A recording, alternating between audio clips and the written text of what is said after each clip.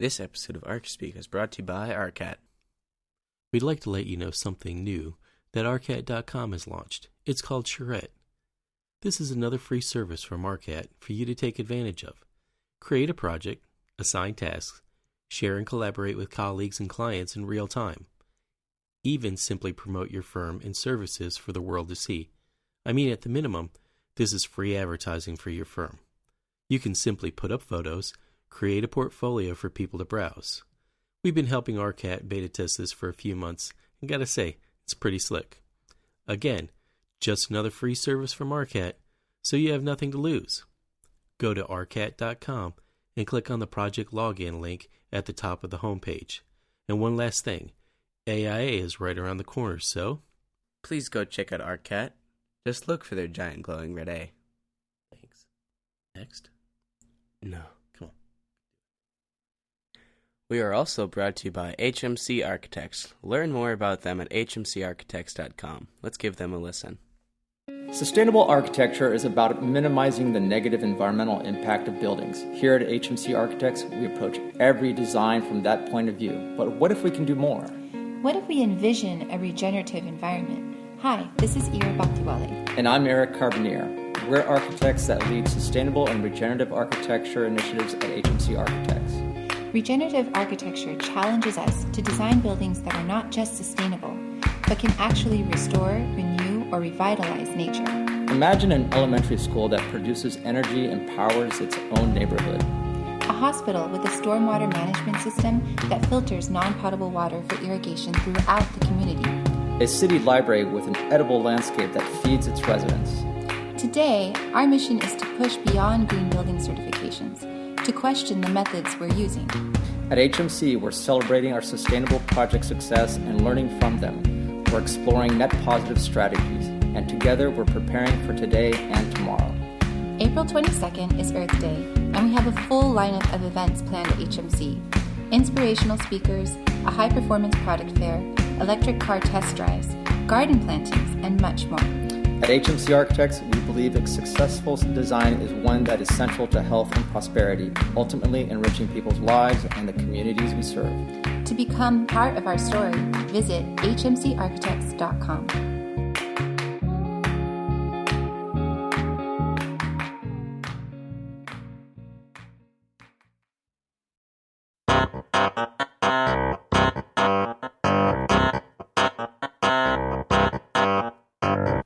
Welcome to ArchiSpeak, the podcast that talks about what it's like to work in the profession of architecture.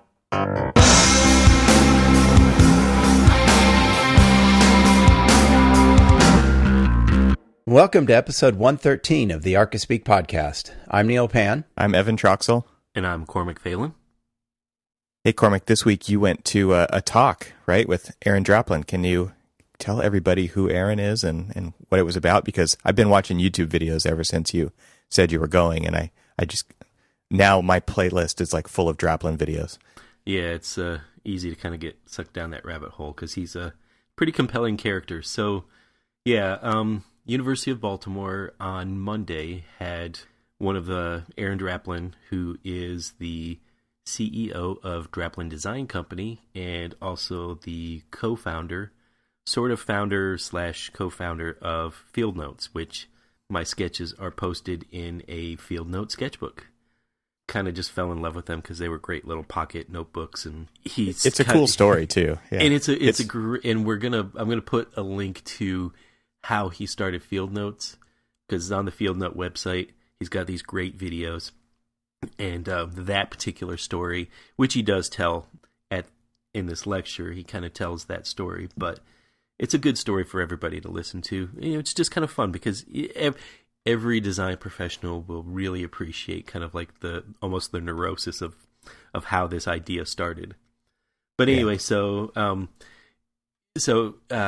Aaron was asked some time ago to write a book. Didn't think he was going to have anything to write a book about, and so what this was more or less kind of like the journey to create the book. Sort of a hint of what's in the book. The thing that I found so compelling about him particularly is he's a storyteller.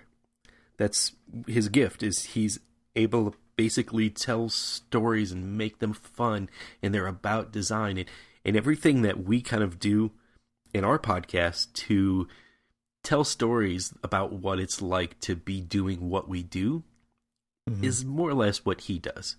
Now he drops a few more F-bombs, and I think there was I overheard some kids in the graphic design program at University of Baltimore talk about I didn't look it up, but apparently there's some existence out there of Draplin Bingo.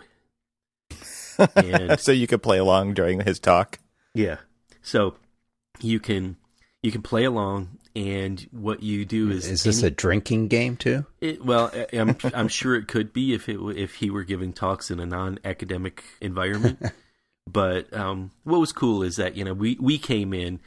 I went there with our graphic design department from the company, and I texted them and I was like, hey, Aaron Draplin's going to be in town. You guys interested in going? They're like, oh yeah, we bought our tickets like a month ago. I'm like, of course you knew about it.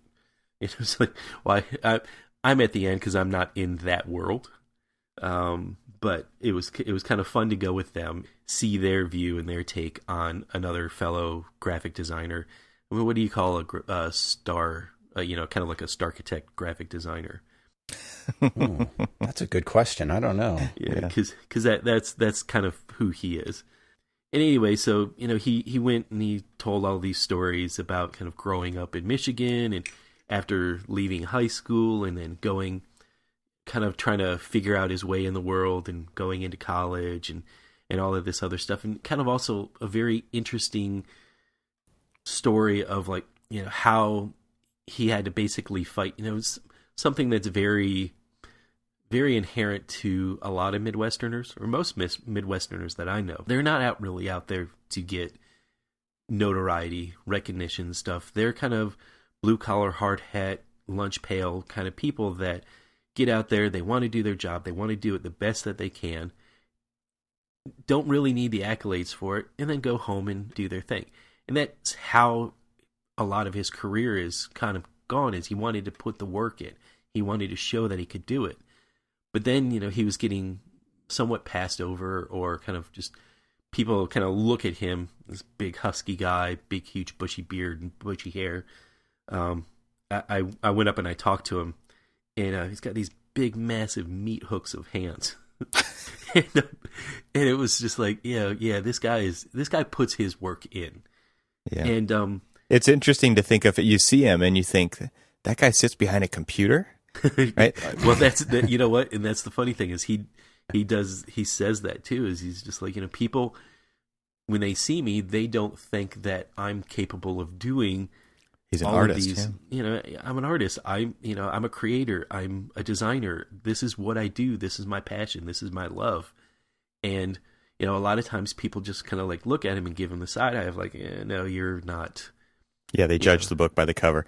Yeah, I think exactly. What's interesting about Aaron is that he is the working man's graphic designer. Like he's the model for that, right? It's like what you're saying. It's the Midwestern kind of mentality that he has, which is do the work, and I love that about him. And the thing that there's lots of famous graphic designers out there that are the more iconic. There's Massimo Vignelli and there's Michael Beirut and there's the ones that we see inside of the Netflix Abstract series. Right. Aaron is much more rough around the edges, but he's so authentic.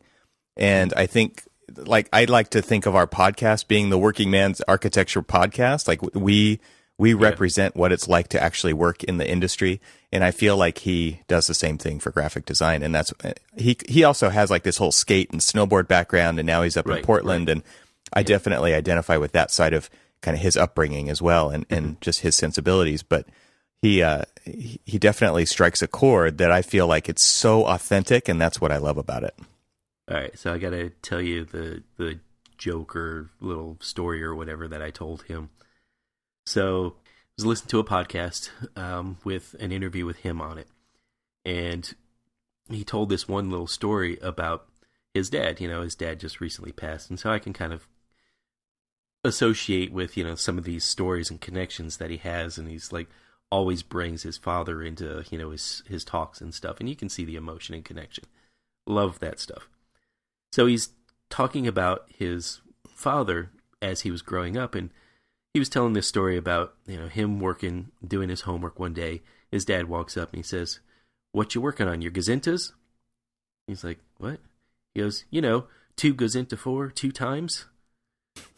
And I was just like, oh, that's such a stupidly funny joke. I gotta go and use that on my kids. And so made the, cardinal mistake on a joke. Don't text it. Nobody understands like inflections and emphasis and stuff like that when you're writing something out. They always think of a joke as something completely different than, that's why we always have to follow things up with LOL or haha. Just so you know, a little hint. Just a joke, nudge, nudge. So I tried it with my kids, and they were just like, "Yeah, not funny, Dad." And so here it is. I'm getting ready to go to this thing, and so just want to let you guys know, hey, I'm going to be late tonight. I'm going to go to this lecture and listen to this guy talk about graphic design. And so my son's like, "Oh, you're going to go to the Gazinta Notebook guy," and kind of threw me off. I'm like, "What?" He goes, your ideas goes into his notebooks? Like, brilliant. I was like, dude, you're awesome. It was just, he like totally just like a random pull from something that I told him months ago. That's awesome. And so I'm like, dude, that's great. And so I told him that, and I don't know if I like choked him up a little bit, but he was just like, "That's my dad, man. That's my dad right there." And I was just like, that's awesome. And made the connection. Yeah, so it was, that was good. And then shook his hand, and he's got these big, massive meat hooks. But anyway, so it was such fantastic. And that's the thing that I love about, people with passion about what they do, is that they bring so much emotion to it. I mean, the guy kept choking up every time he was like talking about different things that he's done, because he's so proud of what he's done. He's almost in disbelief that he gets a chance to do all of this stuff. Yeah. And I think we're like that too. We're so in disbelief sometimes when at a grand opening, sure, they may forget to thank the architect, but we walk around and we're like, I did this. This is part of me now. Yeah, I think that there's definitely that kind of connection to the work, and it's one of those things where there's a lot of meaning in it. And even though it might not feel like that day to day, there's these milestones where either the steel starts going up, or you walk into the building for the first time, or it's that groundbreaking ceremony, the ceremony of the uninvolved, where you have that emotional connection to the work that's more than just the lines on the page at that point. It's much bigger than that. Totally forgot about that saying that you the ceremony of the uninvolved. I love it. It's so true. That's so good. It's absolutely accurate to the thing. It's like all of this back patting of like, yeah, we did a great job. I'm like, oh, what'd you do again? Right. Well, so, Cormac, go ahead. Did you notice he was born in Detroit? Oh yeah. No, we totally talked about the whole Michigan connection.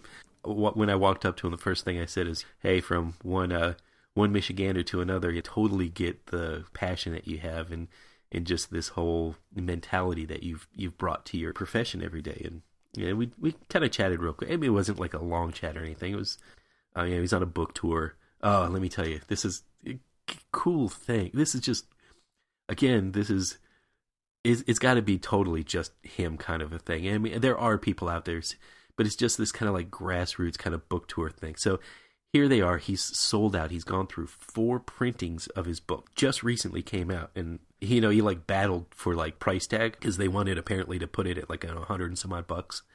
And he's like, no, I want people to be able to afford it. I want students to be able to afford it. I want everybody to be able to afford this thing. So it's priced at like $39.99.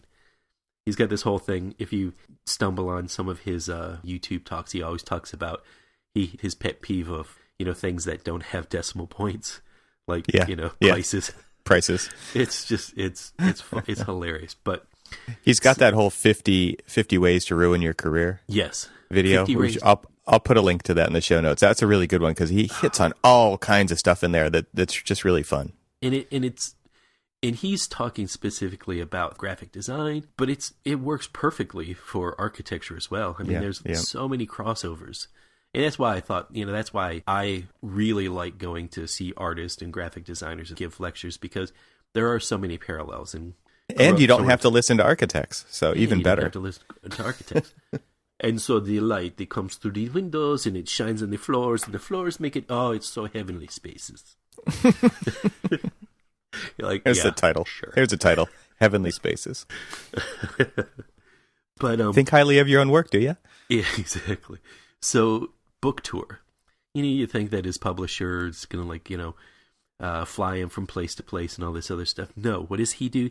He goes out and buys a Chevy van, panel van, whatever type thing, and he paints it orange. His kind of Draplin design company orange. Puts on the side Draplin Design Company, and then I think that's it. It's just real simple. It's like a real simple packaging, UPS type almost truck. Filled the entire back full of books, because I think merch. He had a merch. Yeah. And then he just drives from place to place going to all these book tours. That's awesome. And it's so cool. I was like, and what other way to be able to basically bring your passion kind of to the streets, which is more or less, kind of his mantra for how he's been living his career. I mean, well, and he gets to do more of his research on the way, right? Where he's always doing these. I'm sure he's just digging through antique stores and yard sales and looking for all these old notebooks. He has an incredible collection of scans of old farmer notebooks on Flickr. It's amazing, the graphic design that it has been around for so long. But nobody knew it. I mean, he talks about that also in his 50 Ways to Ruin Your Career. Like I said, we're going to put the link to the one video about his collection of these little small notebooks. And when you're watching him, when he's talking about scanning, and he's just excited about everything that he's seeing when he's scanning, he's I got to do this, and and he's just excited just about the process of scanning all of these cool little books and stuff. And you can see that come across in the Field Notes notebooks too. All the little design cues and the rounded corners and the way that it's branded and the copywriting that's in it. It's all, we use Field Notes around here too. My wife uses them all the time. She's always got one in her back pocket, and they're just so cool. There's something about them that is, again, it's just really authentic. Well, when we get into the meat of what we were talking about in the show notes as well, but the little notebook that I sent you guys of my notes of, kind of what we're talking about. I've never had one of those spiral ones. It's one of my favorite. It's one of Reporter? their newer ones. It's his Reporter notebook. Yeah, that's awesome. And it's so cool. And you should see the look on people's faces when they're like, when you pull it out. So I'm sitting around a table, and everybody's pulling out their laptops, they're pulling out their iPads, they're pulling out their Surface notebooks and all this other stuff, and they're all sitting on there and getting ready to type and all this other stuff. And I pull out an old flip-open reporter's notebook with a fountain pen. And they're like, what the hell century are you from? But I mean, that's it. That's just me. It's just the pen that I have, which is, my Lamy Safari fountain pen. Yeah. And, standard issued for, any doofus architect. And so kind of that was really the primer for what I was thinking about doing for the show today is we have this passion for what we do, and that's why we do this podcast. And, when we started this podcast, we threw up a Twitter page and a Facebook page and started our web page, and our web page has kind of evolved a little bit as we've grown over the 4 years of our show, 5 years now that we've been working on it. But our Twitter profile has sort of stayed there. And though it sort of made sense at the time, it was set it and forget it, Cormac. That was it. It was a set it and forget it, and it made sense at the time because what we were trying to do is establish ourselves as something different in a architecture podcast type conversation. And so we were just saying, we're not kind of like tongue in cheek joking about the thing. And, it was great and all, but I think that we've sort of evolved past that. And a lot of what we do is we tell other people about the show when we're out there shaking hands with people and telling people what the show's all about. Tell me about ArcaSpeak.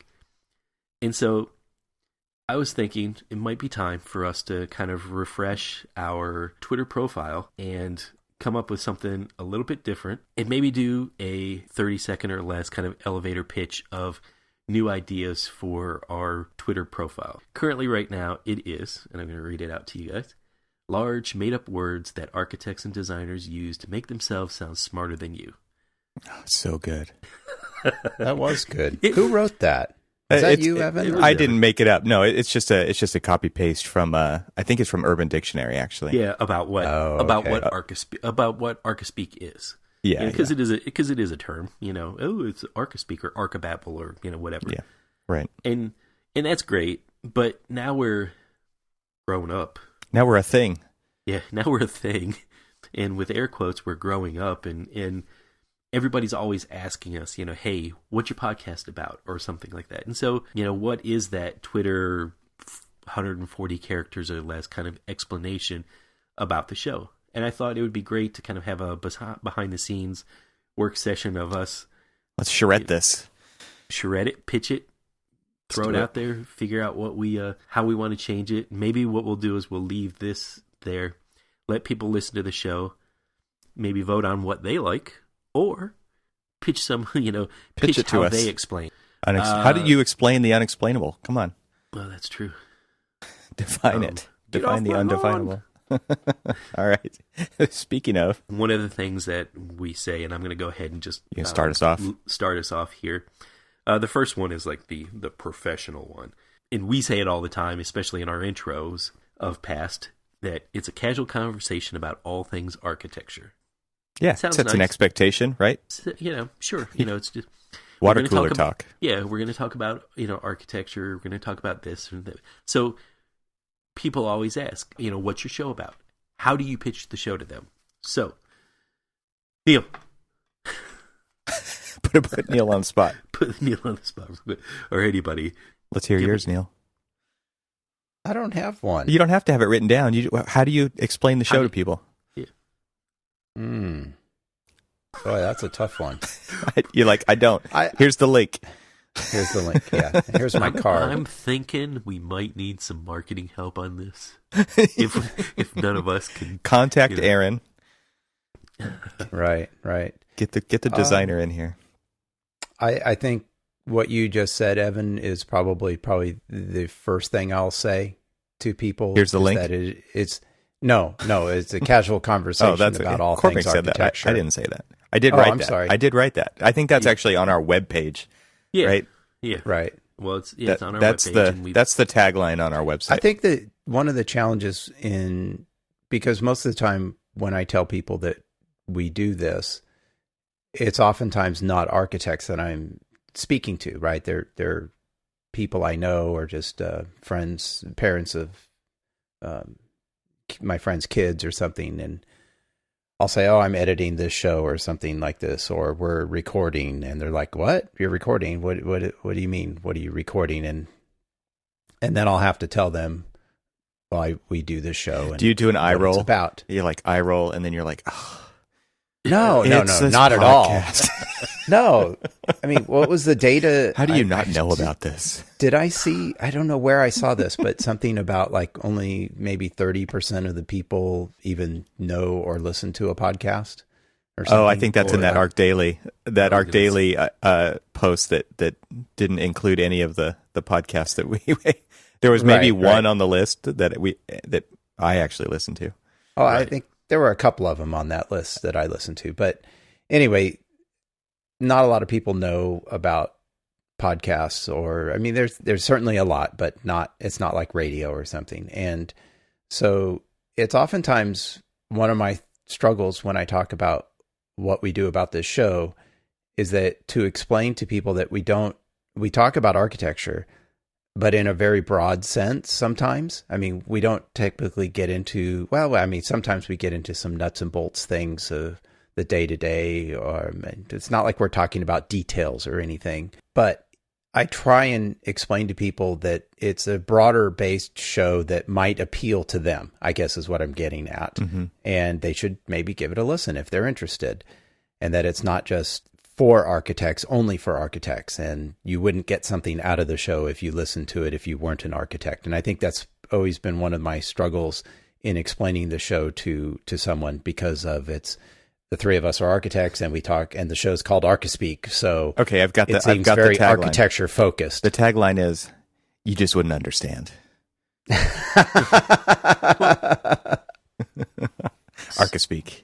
You just wouldn't understand. So a lot of times the way that I enter into a conversation about Archispeak is essentially doing water cooler speak, and we're sitting there chatting about just either something specific about what we're doing, or just kind of like general design stuff, or just whatever. And I kind of lead into it and say, well, this is exactly why I do the podcast in the way we do it, to try to capture this. We all have this passion. We all feed off of each other as we're talking about architecture. And it's not this kind of, and this drawing goes here, and you should put this detail there, and make sure you have your enlarged plan there. Nothing so boring and technical, or sometimes even a little over highbrow and over our head when it comes to like frou-frou, shishi type architecture and architects and stuff. Wait. How do you spell that? Yeah, spell that. Frou-frou, I believe. And Frou-frou shishi. shishi. What? Yeah, frou-frou. I want to put that into the show Frou-frou notes shishi somehow. is F-R-O-U, and shishi, I believe, is just she. Okay. All right. Yeah, we're gonna have to look this up. Yeah, we're gonna have to look it up. So, And somebody will do it for us, I'm sure. Well, Frou the band. Okay, not that.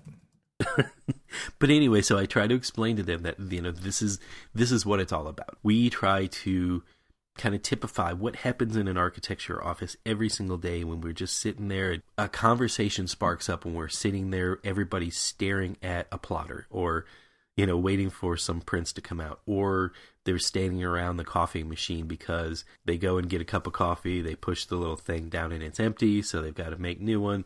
So rather than make the coffee, then go back to their desk and come back and get it, they're going to stand right there first in line to get that new fresh cup of coffee. And so they have a conversation about, how's your day? What are you doing? What are we going after?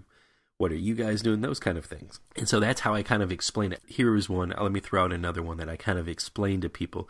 I was like, it's a battlefield view of architecture, of the architecture profession as seen from the trenches. And that's kind of, that comes from your personal history right there, buddy. And that's totally the way that I explain it. Kind of just like the in the trenches view of architecture, about what we experience every day, about what we talk about every day, about what we do every day. Those kind of things. And that's how I kind Cormac, of explain do you take out your shovel thing? What was that thing called? The little entrenching foldable tool. shovel? The e-tool. Yeah. The e-tool? That's right. Do you take out entrenching your tool. e-tool when you describe it Your like that? back How pocket. did you not know Yes. that? You bought one, didn't you? Off of my recommendation. Don't you have it? So just a correction here, in-show correction. Shishi foo-foo. It's S-H-I, foo-foo, not frou-frou. No. That's right. This is Urban Dictionary. Yeah. Adjective there used will to be a describe link. a person who is overly bourgeois and fancy for their own good. There Bam. you go. But Wow. And then Learn something new by I'm not listening going to to Archispeak. I'm not going to say it on the show, but there is a really funny, Urban Dictionary always puts like a real world how you would use it in a sentence. You should read this. Nope. I'm not going to do it. You're going to have to click the link. I was going to say, just look it up. click the link to Shishi Fufu and read the how it's used sentence. Yeah, that's awesome. A little teaser. I like the battlefield in the trenches. It might turn some people off, if they're not into that violence like you are. But We'll have to change the What? background of our webpage to a camo. How am I into violence? I got to be in the trenches. You only to listen talk to this? about shooting down drones during the episodes, Cormac. Yeah, so that's why I said this is very Is that personal for violent? you. That was training. It was. That was required. Just like dealing with contractors. One of my favorite Twitter bios that I've ever read, and I can't remember where I saw it, but so I can't take credit for this, is what I'm saying, is it was actually just a person. It wasn't a brand. It wasn't anything. It wasn't a podcast. It was just 5 stars, a delight, Rolling Stone. like they got rated. And I love that one. I love it because it's not serious. A lot of times I flip-flop on Twitter bios between descriptive and just interesting or funny, because we don't have to take ourselves so seriously all the time, and we don't have to spell everything out for everybody either.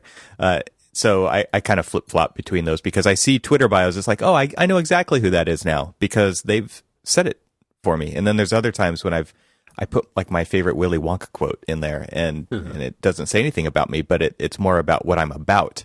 And so I think that there's a lot of leeway here in these. But I always love that 5 stars, a delight. Well, what was the one that you said first? I said America's Finest Architectural Variety Show since 2012. Yeah, I like that one. That was mine. I think it's kind of cool to say how long you've been around or how long you've been doing something. It's not like we just popped up and just started doing this. I mean, this is episode 113, so we've been at this for a while. And so at some point you get to start saying, I've been doing this since, and it gives you a little bit more credibility. So I like saying kind of our inception cred. Yeah, that's our inception point. So makes it sound a little more authoritative. Yeah, that was the inception point. Yeah, and we are a variety show. Like, we don't talk, as this episode illustrates, we don't talk strictly about architecture all the time. It can be very tangential. So. It is always kind of comes back to architecture, but it is also, we talk about issues, we talk about the flavor of the day, we talk about whatever it is. It is really water cooler talk. It really is just and we've been criticized for that before. I mean, I remember distinctly somebody saying, I would never pay for you guys to stand around the water cooler for 90 minutes. And it's like, well, it's a good thing you don't have to, right? We do this on our own. So although in contrast with our most recent friend of the show, Steve Hall, said he loves to listen to us and would listen even if we were talking about door schedules or door hardware. Hardware, yeah. Yeah. Yeah, so here we are talking about what's your Twitter bio. So that was my that was my first one, America's Finest Architectural Variety Show. And I get to say that because we are. Yeah. I like it. And we are the finest. That's right. Yeah, so what's another one? Well, I was thinking, a couple of guys and a grump yelling at the clouds of architecture. Okay, who's going to be the grump? Oh, but I mean, I'm sure. Listen to find out. The listeners get to decide on an episode by episode basis. Yeah.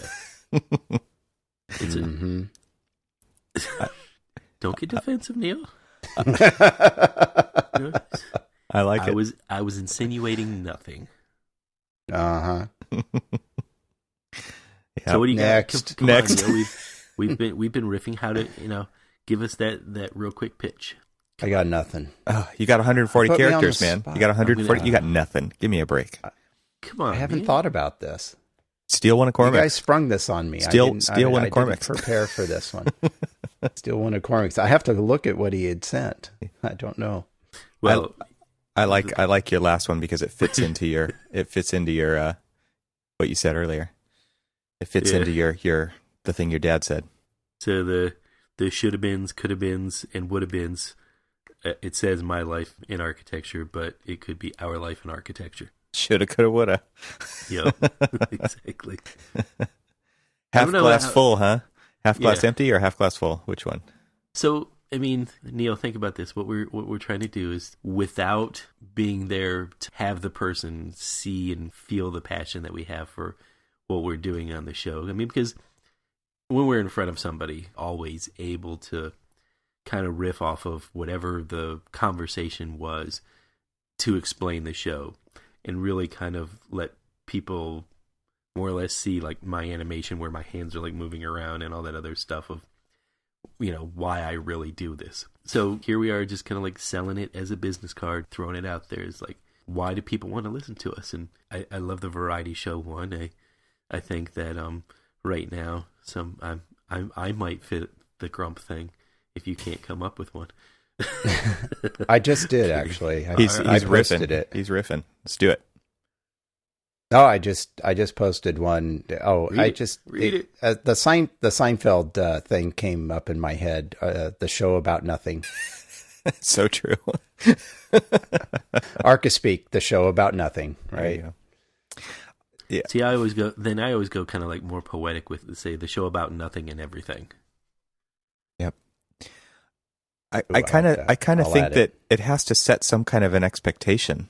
That's why I think if you go to the Archispeak page, let me look here. I'm going to look on our page. If it's setting as an expectation, then clearly it's got to be the show where Neil says some shit. So that's why I wrote it's a casual conversation.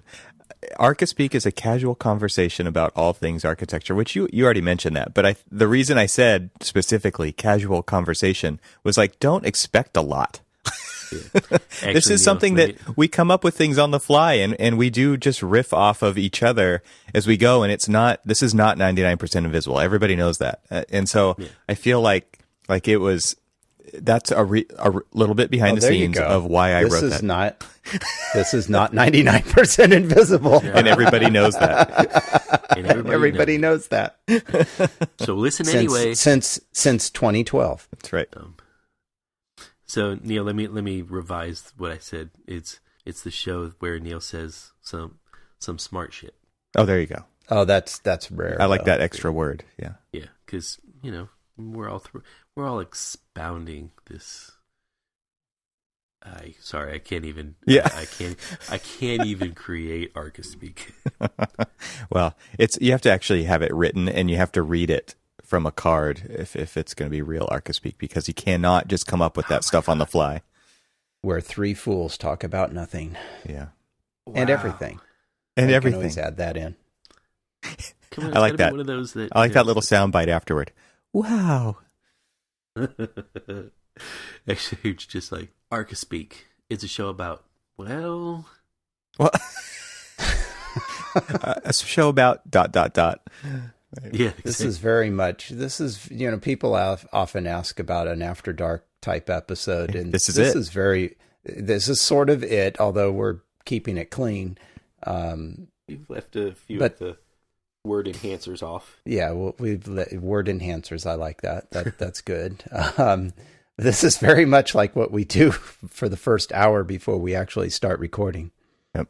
Well, what else is going on? I think we've exhausted this. We have no good ideas, so we need our listeners' help. We need our listeners' help. Absolutely. Yeah. Send us your suggestions or vote on any of the various ones. Cormac, have we gone through all of the ones? You sent a long list, but were there others? It wasn't that long. Well, maybe because your handwriting was large. I don't know. It's a big picture. Looked like there were several more. Here you go. Archispeak, a podcast about trying to figure out what the hell I wrote. Clearly. If you would have typed it out in your own handwriting on your laptop at the meeting, you would be able to read it on your Surface Book. And the funny thing is, I write longhand. I should learn shorthand, and I think it's that boat sailed. But whatever. A podcast about where we talk about our pride and passion for the profession of architecture. Passion of the. That's too much she like that foo-foo. alliteration there, yeah. Pride, passion for the profession. A podcast. There's a lot of... Extra read all about it. Are you channeling your best William Shatner there in that one? This tagline brought to you by the letter P. Exactly. Jeez. All right, what else did you have on that list? That's it. We talked about the other ones. A podcast where was that we it? discuss Okay. all things architecture. A podcast where Neil's going to say something. A podcast where Evan does all the talking and we nod our heads. Oh, ouch. Oh. That wasn't mean. Okay. That was meant to be a statement of fact. Evan says something smart, and we're just like, what he said. Well, this show is coming out right before Earth Day. Well, not right before, a few days before. And so you guys have any sustainability, Like I guess that's just a question that I have now going. I don't know what you guys. Our firm is committed to the Architecture 2030 Challenge. Have you guys? So is ours. Yes. Okay. Absolutely. Neil, do you know if yours has? That's a good question. No, I don't. I don't remember seeing anything specifically discussed about that specific item. I guess we should probably maybe put there might be something. I think we should probably put a link to that in the show notes. One of the things that Okay. our firm does every time somebody takes and passes the lead exam, whether it's the lead GA or AP, send out kind of a congratulatory thing, and we also talk about like what we've been doing over the course of whatever time in sustainability and best practices, and we talk about the number of LEED certified buildings, or certified being from certified all the way through platinum. We talk about those different things. We also talk about like the percentage of people that are actually certified, accredited people within our firm. I believe we're at 73% of all employees. It's a couple hundred people. So that's actually a really good track record for pushing sustainability, pushing the testing and accrediting, because it shows our clients and everybody else that we're committed to using best practices to design the best, most sustainable, healthiest environment for our clients. And I appreciate the commitment that our firm has for it. Yeah, I think that just so people kind of understand what the 2030 Challenge is, if they haven't heard about it, it's that all major renovations and new buildings and developments will be carbon neutral starting in 2030. So obviously we're trying to do that now to get to that point, so that, because a lot of it is convincing your clients that it's important or that they should be doing it, or maybe you don't have to convince all of them, right? There's some that want to do it on their own, but it is, and in California, I don't know how it is on the East Coast, Cormac, but it's just becoming part of the code now, even where hitting the energy code is really Getting difficult. It's difficult. It's hard to do. Now, there's a lot of things that you can do when you're designing a building that I think is just normal stuff that really goes a long way. But then there's a lot of new stuff that we're having to deal with to get buildings. And recently, I was part of a team that won a net zero energy building, that it's a design for the County of San Diego Health and Human Services Agency. And this will be the first one on my portfolio that is going to be zero net energy. So it's a different way to design. And I don't like to think of sustainability as bolt-on architecture. I don't like to think of it as decoration or anything like that. I mean, it really is integral to the design. And what I mean by when it's a different approach is that it's amazing how reliant we have to be on the modeling to basically tell us where we're going to hit on the scale of performance for this building. And we have to make design decisions early in the process to make sure that it actually hits those when the building is done. Otherwise, I mean, if your client is expecting a zero net energy building and you deliver them something that you think is, right, because we really don't know for sure, right? It's all done through modeling. And then it's not, like, that's going to be a huge lawsuit, right? So it's one of those things where you really have to do everything you can to make sure that this building is going to perform better than they expect, so that there's so many variables, right, that you have to be able to show that it's actually going to happen. So you have to show that with data, and then that you use that data to help you design the building. So it's this really interesting process that we go through with wind models and heat models and daylighting models and HVAC models, and we're just doing so many things at once during that design process that all have to work together, that it can't just be bolt on. Right. So. And, it's always the challenge of when do you start doing that, and trying to explain to everybody that it needs to happen almost at its earliest inception. One of these things that we're doing for the ACE mentoring program is the building that we're working on. It's a library in downtown Baltimore. For our particular building, that we're kind of showing them how each of the disciplines work with each other.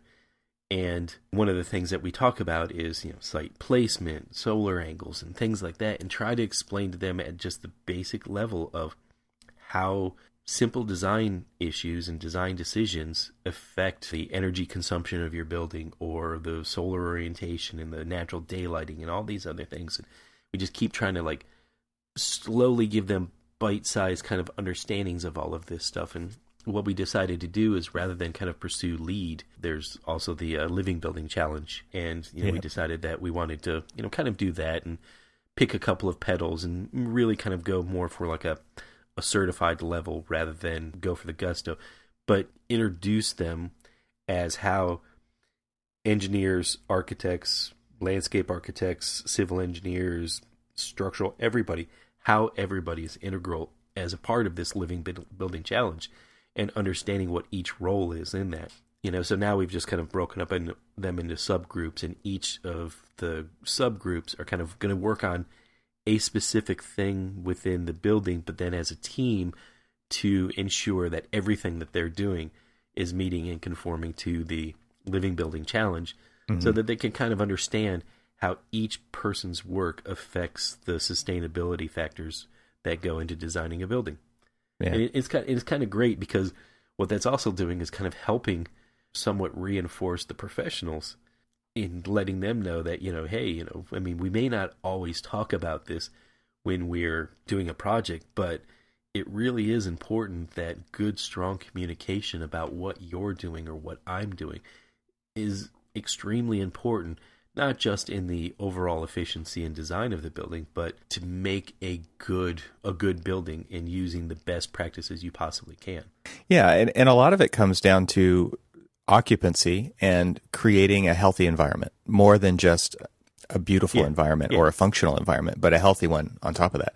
And so a lot of these things in the 2030 Challenge and in the Living Building Challenge speak about that. We're talking about off-gassing. We're talking about healthy materials that don't poison the air and poison the people who are using them every day. You've got so many different fabrics and textiles and paints and plastics and all these different kinds of materials that are doing who knows what. And I think, through some major rigorous testing, all that stuff really plays into what you can use and what you can't use, and it's changing manufacturing, and it's really making these healthy choices early on in product design instead of just giving you a limited set of choices to choose when you actually outfit the building.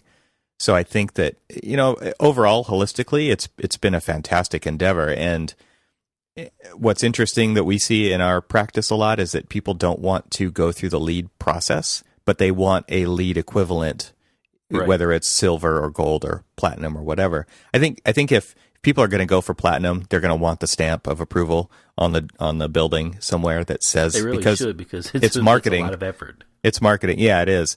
And it looks good for the entity. It's definitely kind of like when I say it's marketing, it's something that they get to point at and say, we did this, and it's important. It's something we stand for. And it lets everybody know, I think, how important it is to them. And so one of the things that we have in our area, which I think helps a lot in this region, is just the climate here allows for us to design in a way where we have kind of a simple formula. We start with great passive design. So anything that we can do with solar shading, thermal mass, natural ventilation, you can't do that everywhere, right? Night flushing, stuff like that. We then supplement passive design with high efficiency mechanical systems, right? So we augment passive with mechanical. So, and then we try to be smart about that. Do we use evaporative cooling? Can we do ground source heat pumps? Can we do chilled beams? What's new technology?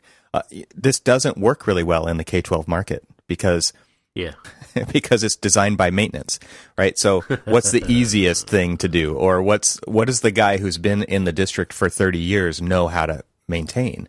That happens a lot. So that's a tough conversation to have and to lose quite often. And then finally, on top of those two things, you add renewable systems. So this is kind of bolt on at some point, right? This is photovoltaics, wind turbines, fuel cells, anything that you can do to really augment the project, make it more stand-alone, right, off the grid. That's what this stuff is for. That's what leads to these sustainable outcomes. And you can see that like this stuff doesn't just all come in at the end. I think I just want to really reinforce that you have to start with great passive design. Use the climate to your advantage as much as you possibly can. And I think this is just integral to how we design buildings now. And so what's interesting to me is you'll see firms talk about sustainable design and how it's this thing that can come alongside design or come in after design, and we can try to make it LEED silver or LEED gold or whatever. But really, you can't. You really do have to start in the very beginning. And it's really an integral part to the process now. And what's interesting is all this stuff has been happening for decades, but we didn't call it sustainability. We just called it architecture. So when you look at the old modernist masters and you look at these long overhangs in Palm Springs and you look at these louvered Brise Soleils and you look at all this stuff, and it's like they've been doing it, but they didn't call it the same thing. But people look at modern architecture and they think it's a style, but really it was a response to the environment. I mean, it really is a response to, that desert environment. Keep the building low. Take advantage of those afternoon breezes.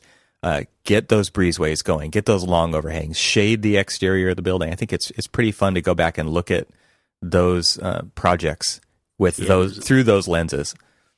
So, Evan, one of the things that struck me when a lot of this started to become, we started hearing about it more, maybe a little more than a decade ago, in the early 2000s.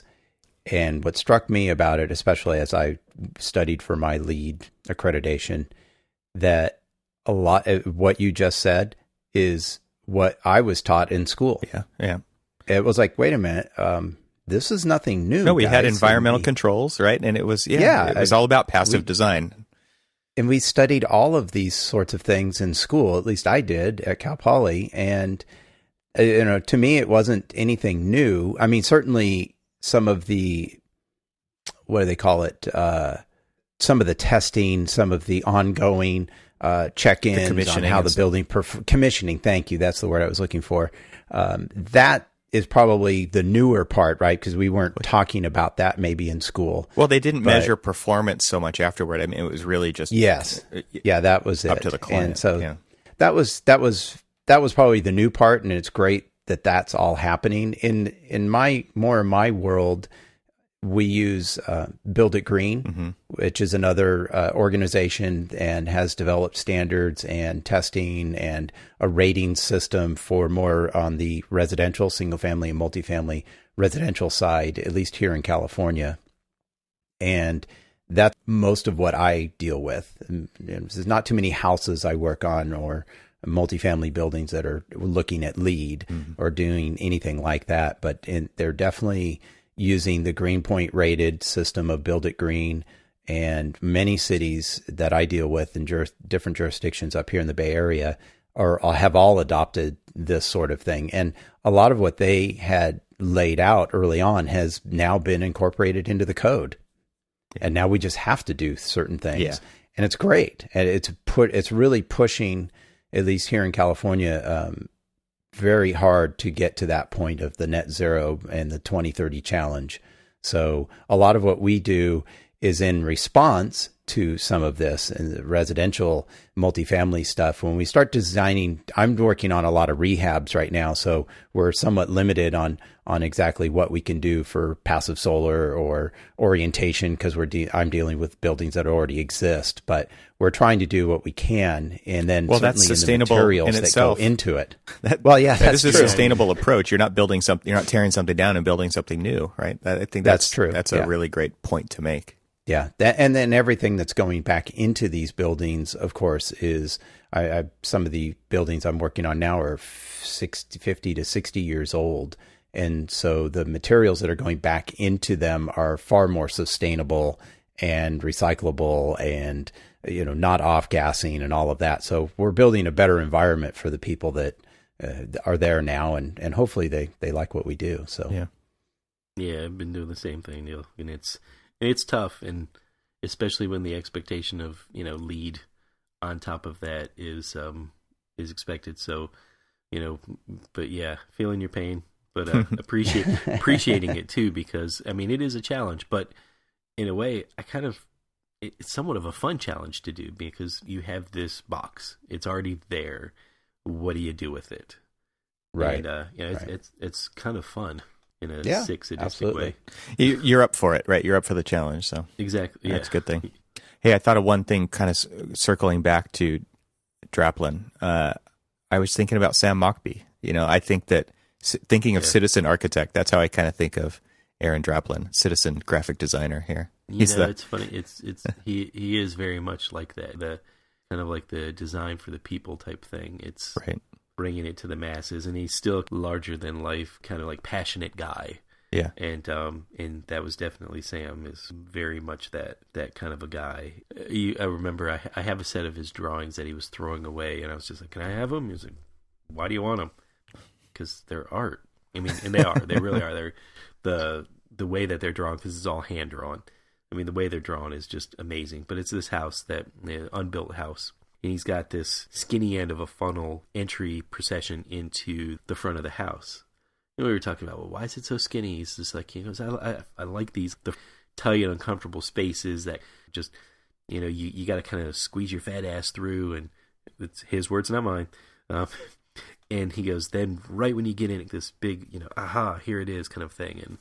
And it was just, he kind of brought the John Portman wow effect down to kind of like more of, if I can fit my fat ass into it, and then, just kind of like, surprise, it kind of like opens up kind of thing. It's just That's like, awesome. well, I was like, well, there's a twist on the Portman wow. Yeah. But it was just funny. And the way that he kind of presents everything it feels very, very Draplin-esque, and just, showing everybody that common stuff can contain a lot of design. Yeah. More so than this, this highfalutin, was it a shishi fufu? Shishi fufu. Yeah. Bringing it back. Bringing Full circle. back, because, it was just like, he used to always talk to us about, he was one of these critical regionalist guys who believed in drawing from the architecture of the area and really expressing that.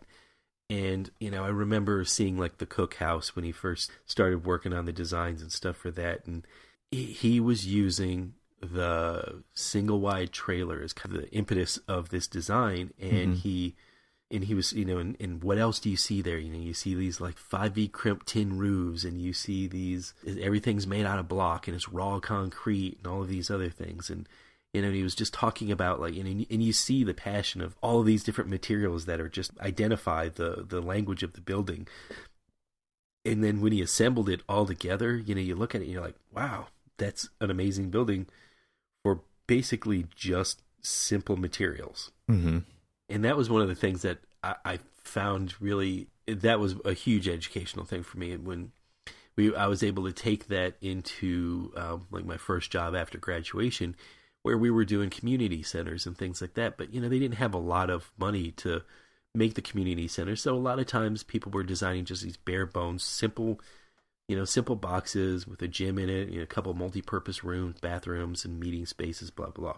And that was, kind of it. There was nothing there. And then we sat around at our firm, which was, a very good design firm, still is. It's like, what can we do on our limited budget to really take this to the next level? And it was, let's work with the materials we got. We already know it's going to be concrete block. We already know that, it's going to be this, it's going to be that. Let's see what we can do to assemble that. And it just pulled it all together and made it far more dynamic, far more exciting. And that was what I really liked about that, that education that I got from Sam. And that's kind of the same thing as what Draplin is bringing to his designs is, what's out there? What's, what do people see every day? What do people touch every day? Food packages and all these simple little notebooks and all these other things. And he says the real design is the everyday design. It's less about yeah. I think that there's a lot of innovation that happens there when you've got a really short list of constraints that, it's you've got to use off the shelf materials, or, thinking back to like Rudolf Schindler, right? Trying to build modern architecture on a crazy budget, wrapping the exterior of your building with roofing paper, right? That's your cladding, really innovative at the time, like super cheap, doesn't last forever, right? But but that's what his clients could afford, and he was giving them this amazing design, or I don't know if they think of it that way, but anyway, just thinking back to like when you are so constrained like that, it really does start to lead to innovation. I think that's what all this stuff does with net zero too. There is a huge set of tight constraints, and you've got to make sure that the building performs. And so you really do have to collaborate with all of your consultants, and everybody's got to be on board and make sure that everything's working together and that the data proves it. It's just an interesting way to go through this process and actually design buildings and deliver them. So it's been a fun process. So happy Earth Day, everybody. I think it's going to be every year, obviously we have our challenges with the climate change initiatives and everything that's going on politically right now too. But as far as architecture is concerned, with the 2030 challenge, I think we can't slow down. We have to speed up. No, we got to push hard to just use it as best practices. Yep, absolutely. Hey, well, before we go, we'd like to thank our episode sponsors. First, we have ARCAT. Check out all the features they offer over at arcat.com. And also thanks to HMC Architects for their support. To learn more or become part of their story, visit hmcarchitects.com. And make sure to visit our website at archispeakpodcast.com for links to our catalog of episodes and sign up for our newsletter, which includes links to everything we mentioned in the episode. Between episodes, join the conversation on the Archispeak Facebook page or on Twitter. Links to everything can be found at archispeakpodcast.com. And stay subscribed, and thanks for listening. Bye. Bye. Bye.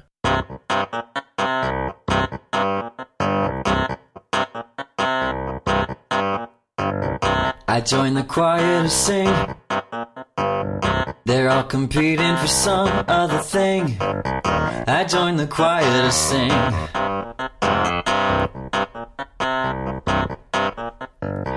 I joined the choir to sing. They're all competing for some other thing. I joined the choir to sing.